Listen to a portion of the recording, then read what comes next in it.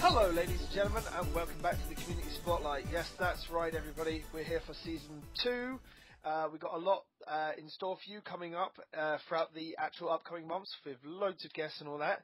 And we're going to kick off Season 2 with one of our group or individuals from around the Sonic and Sega community, as we always do, and we'll have a look at their impact and work within the community. So joining me tonight is Helen Docherty, otherwise known as Helen Baby, and she is the mastermind of Sonic London. How are you doing, Helen? I'm good. How are you? Yes, I'm absolutely fantastic.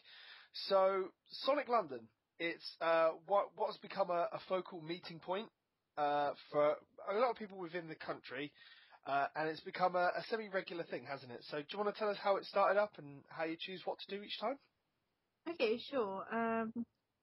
Well, there was talk about doing a meetup group ever since, like, so I think it was Summer of Sonic 2009. You know, people like Benji would post on, like, the Summer of Sonic group saying, yeah, we should just, like, have a random meetup. And I was really keen, but then, like, we never seemed to, like, kind of come up with a coherent plan. And then just one day, one evening, I was just sitting at home and I was feeling a bit depressed, and I don't know, I just randomly thought, you know what, screw it. I'm going to go and set up this meetup group. And I'm going to name a date and a venue that I can make. And I'm going to see who else can make it. And that's how it started. Oh, that's cool. I mean, we've just had Summer of Sonic 2012, and the planning for the 8th London event is already underway, isn't it? Yes. So when exactly will that be happening? That's going to be on the 25th of August at Regent's Park. Park. So that's a Saturday. Yeah. So there we go. So we've already got the 8th one. So that means there have been 7 others. Oh, my math skills are on par tonight, I tell you. So I mean, how do you decide what to do for each event and go from there? Well, the first meetup, I decided on the details with my friend Matt. And I was kind of inspired by a meetup group I used to go to. Because they used to have their meetups at Yield London, which was the place we had our original venue. And I just, I don't even remember how I decided on a date. I just thought, okay, you know, I'm free that Saturday. Sorry, it was a Sunday. I'm free that Sunday. Why not do it then? And I said to my friend Matt, are you sure you can be there? And he was like, yeah. So, you know, we thought, as long as it's just the two of us, if even no one shows up, it won't be a waste. So that's kind of how the first one was decided. And since then, Shimmy Shammy came on board after the first meet. So ever since then, it's been me and him sort of, you know, discussing between one another what dates we can make and what kind of venues we want. Right. So where was your first event? That was, I think it was in April 2010, and it was at the pub called Yield London, which is near St Paul's. Oh, right. So, and then it's just gradually gone up from there. Because, Yeah. I personally have only managed to make it to 2. Because, Yeah. I mean, they do happen in irregular. I mean, they're not a set schedule, are they? Not really. Not in the sense that, some meetup groups are like every third Saturday or something. No, they're not set in that way. No, but, I mean, you do get a steady turnout. And, I mean, the last one I went to was it the 7th one? The one in the bowling? Yeah. The 7th one. That had quite a big turnout, didn't it? Yeah. So it's going from strength to strength. I mean, what's the largest turnout you've had so far? 43. And that was for another meetup you came to, the 4th one. Oh, yes, the one where we all met up in the hall. That's correct. Yes. That was a big day, that one. That was a lot of faces there and everything. It really was. I remember, I'll never forget when T-Bird RSVP'd yes. Once he did that, then the yes RSVPs just doubled automatically, pretty much. So basically you're saying T-Bird's hat attracts people, is what you're saying. That's exactly what I'm saying.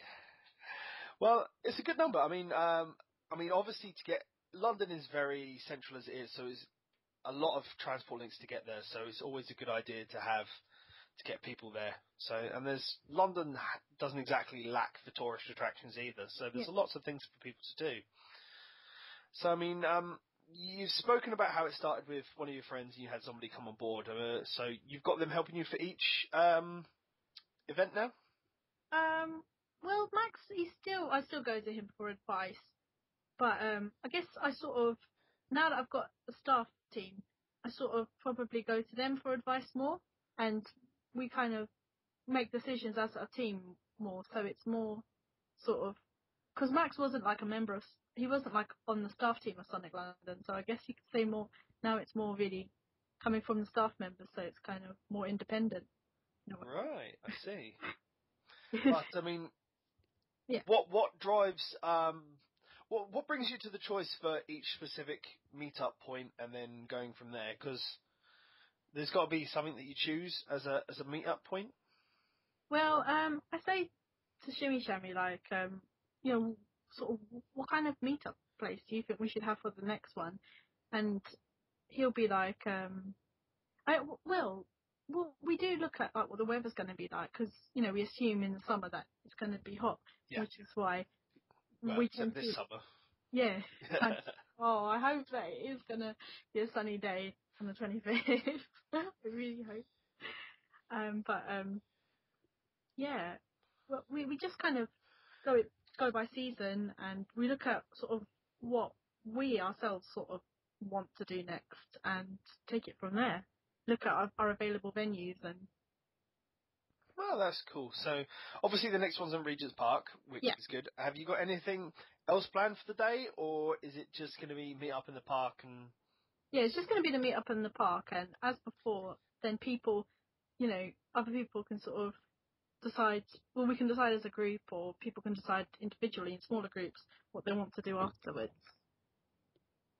Okay, I mean, generally it always ends up being an arcade. I've noticed. It does seem to. It does seem to. It's almost like people can't get enough of playing games. I guess that does make sense, seeing as we're all gamers. Well, true. But as long as people have fun, that's the big deal. And I suppose seeing everybody there happy, smiling is the biggest thing for you as well, isn't it? Exactly. What you're saying about how we are all gamers and we do tend to end up in the arcade. There are no concrete plans yet, but we are looking to sort of make a meetup with a greater emphasis on games. Like, not every single time, but like there is a meetup that the staff are planning that, there will be sort of games. I see. I see. But yes, it's good. You've got a lot planned. There's a lot more coming, obviously. Now, you're also, Little Birdie tells me that you've got a website where people are going to be able to just easily hook up via this way and catch all the latest Sonic London meetup news, aren't they?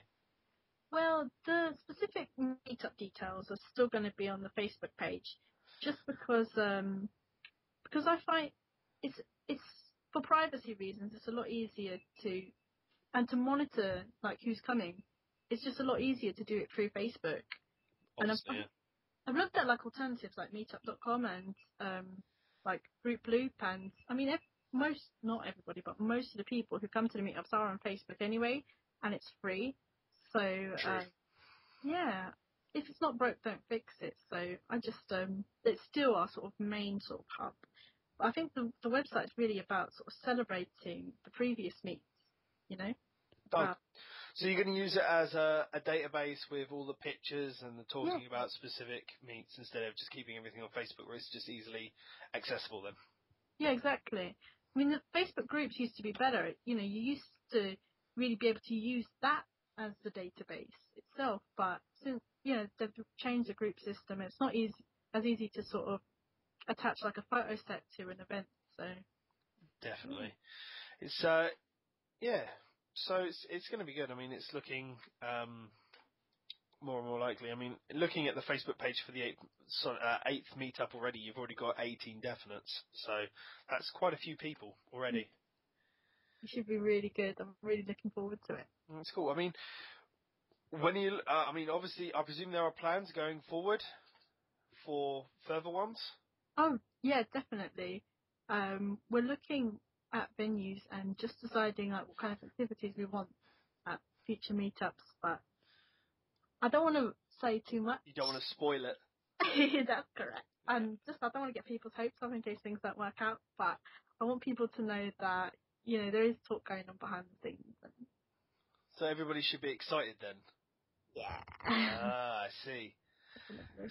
So, yeah, I mean, looking at the website myself, there's Yeah. mention of becoming affiliates with the Meetup group which inspired Sonic London. Yeah, that's correct. DS London.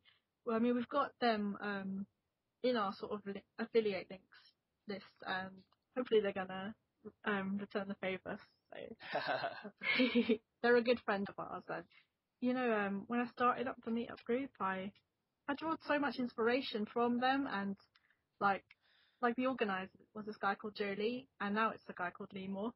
But you know, I always thought at first when a difficult situation came up, I'd think, what would Joe do? You know, so DS London inspired me in many ways. You know, even the name. Obviously, yeah, but it's good. I mean, are you looking at doing joint events with them? Is that the whole point, or? I don't think so. Well, I don't know. If we do like a massive event, I don't know. Actually, possibly. I don't. I'm giving you ideas on the spot, are we? Yeah, I don't know how to answer that question, but all I'll just say is possibly. There are endless possibilities, as there were, Yeah. for things to happen. Okay. You're also invited to host a panel at the recent Camcom, it says here. Yeah, that's true.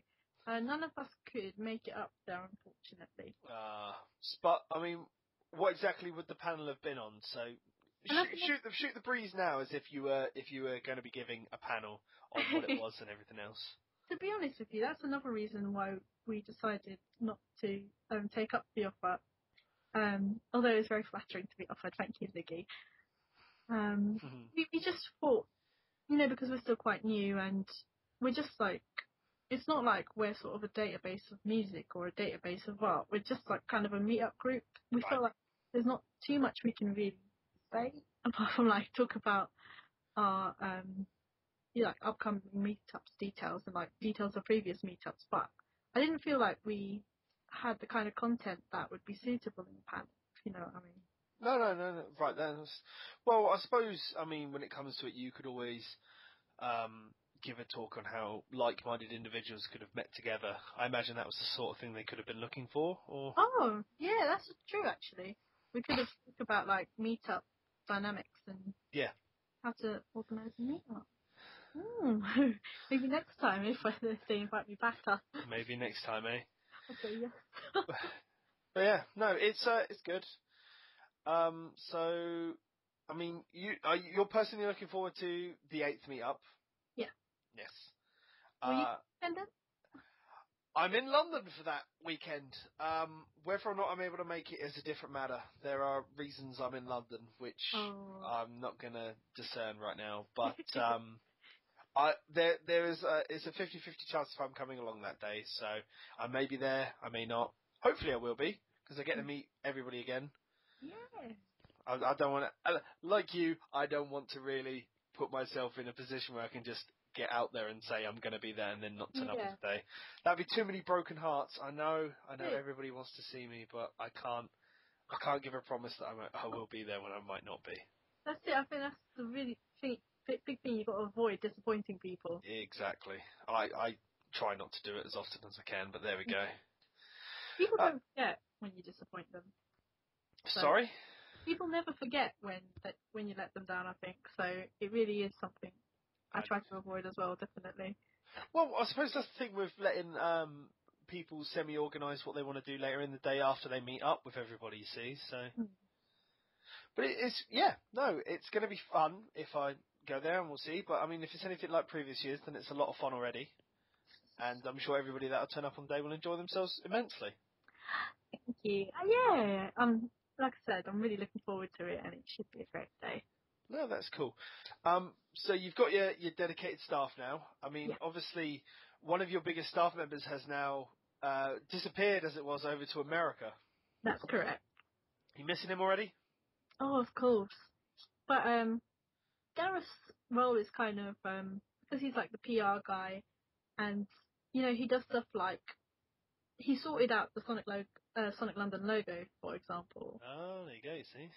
So it's okay if he can still sort of work, even though he's all the way over the Atlantic, you know.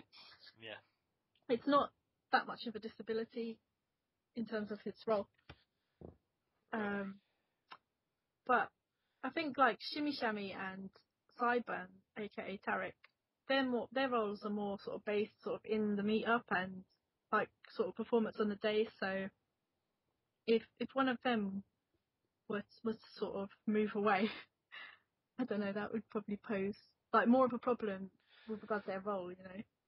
Definitely. But I imagine there's enough core people that you know now that could possibly step in and help out if that ever does become a likelihood or a Yeah, possibility. So, definitely.